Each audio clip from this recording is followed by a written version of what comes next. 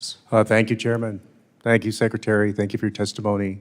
I want to say at the beginning that I think that in terms of roles in the cabinet, that coming into your job, I think you're the most qualified cabinet member in a cabinet that I think has otherwise been incompetent and unqualified. You and I are obviously of different political parties, but we share kind of a similar story. My grandmother, Victoria Castro, came to this country when she was 6 or 7 years old as an orphan because both her parents had died after the Mexican Revolution, and the closest relatives that could take her in were not in Mexico. They were in San Antonio. And when my grandmother came to Eagle Pass, Texas, the manifest that allowed her to come, there was a question that was asked on that document. And the question said, purpose for visit. And her relatives that were bringing her, they wrote in to live, that she was coming to live. You have an incredible family story of your parents and your grandfather coming from Cuba in the 1950s and maybe early 1960s, and a similar background of helping you and your siblings pursue their American dreams, just like my grandmother did for my mom and for us. Victoria Castro came to the United States as a child after being orphaned during the Mexican Revolution. With both parents gone, she had no choice but to seek safety and stability with relatives who were living in San Antonio, Texas. Her arrival was documented in Eagle Pass, where the immigration manifest recorded her purpose for entry with just a single phrase, to live. This simple but profound statement highlights what immigration truly represents for so many families across generations: the pursuit of life, survival, and the chance to build a future that would have been impossible if they had remained in their original circumstances. Her decision to come to the United States not only transformed her life, but also gave opportunities to her descendants, including the speaker and his family, who could pursue education, careers, and the American dream because of that one journey. This personal story is then paralleled with the background of the secretary, whose parents and grandfather fled Cuba in the 1950s and 60s to escape political instability and oppression under the Castro regime. Just like the grandmother who fled Mexico, the secretary's family sought refuge and safety in the United States, determined to give their children a future defined by freedom and opportunity rather than fear and control. But I feel like today, under the Trump administration, our grandparents may have ended up in a gulag or banished in Guantanamo, or like the girl that I visited with who was a U.S. citizen in Mexico a few weeks ago with a brain tumor, having her seizure medication seized at a CBP inland port. And her mom, who's undocumented Mexican, her caretaker, 24 hours a day, not allowed to come back with her to get treatment for her condition. And I want to ask you specifically about a policy decision where on February 5th, DHS Secretary Noem rescinded temporary protective status for Venezuelans. This same thing was used for 700,000 Cubans in the 1960s and 70s.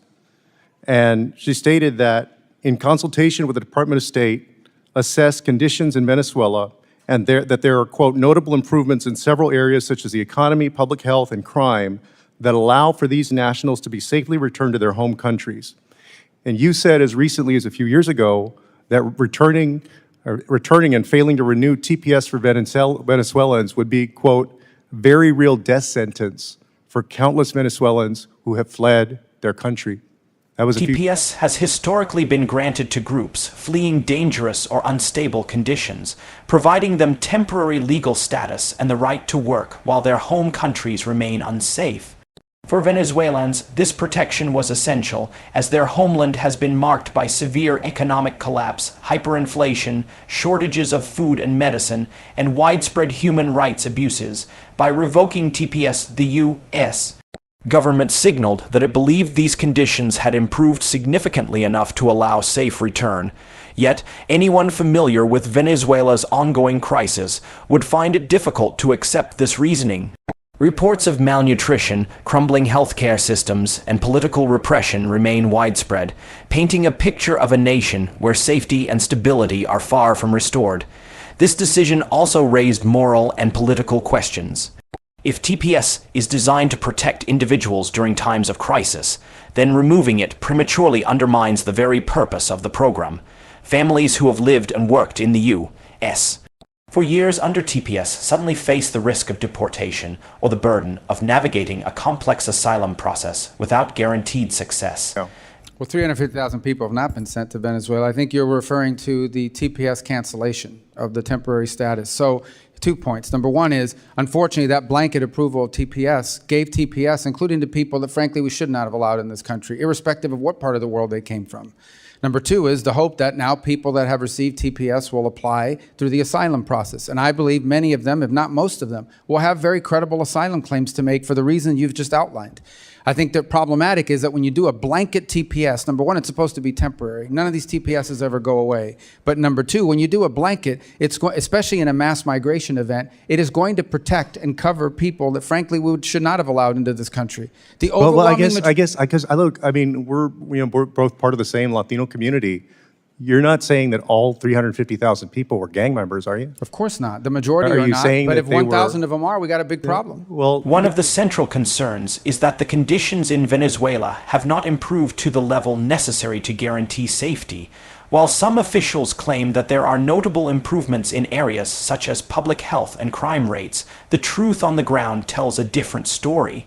Hospitals remain under-equipped, doctors face shortages of critical medicines, and ordinary citizens struggle to access even basic health care.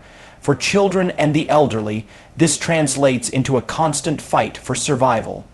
Malnutrition remains a persistent issue, with countless families unable to afford or even find enough food.